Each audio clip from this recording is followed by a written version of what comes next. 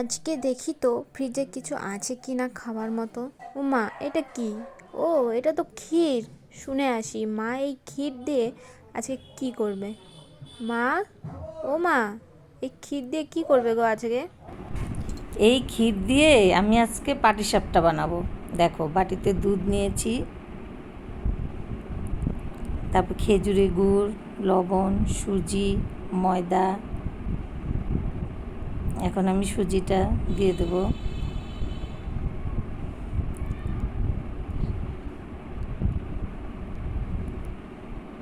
সুজিটা দিয়ে তারপর আমি একটা মধ্যে গুড় দিয়ে দিব, খেজুরের গুড়।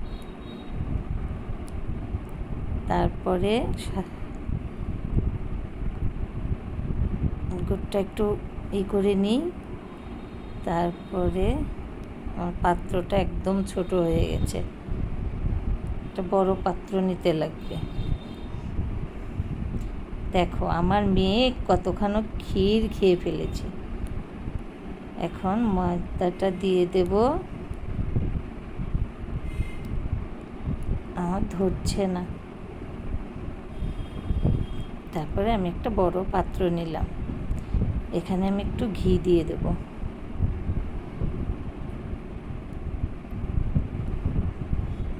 পিঠার স্মেলটা খুব ভালো আসে ঘিটা দিলে।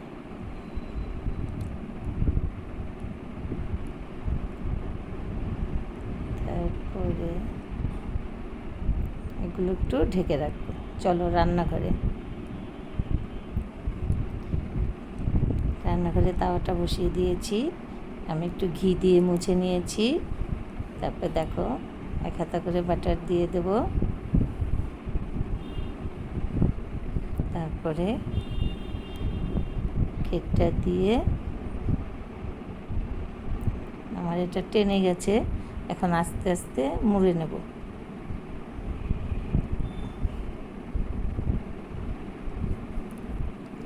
বাহ, দারুণ হয়েছে। দেখো বন্ধুরা, আমার এই পিঠাটা যদি তোমার ভালো লাগে, তাহলে বন্ধুরা তোমরা আমাকে একটু লাইক, কমেন্ট, শেয়ার এবং সাবস্ক্রাইব করে দিও। পিঠাটা খেতে কেমন হয়েছে একটু বলে দিও। দেখো, এভাবে আমি পরপর সবগুলো পিঠা ভেজে নেব, তারপরে তোমাদেরকে আমি দেখাবো আমার কতগুলো পিঠা হলো, তারপরে তোমাদেরকে লাস্টে দেখাবো।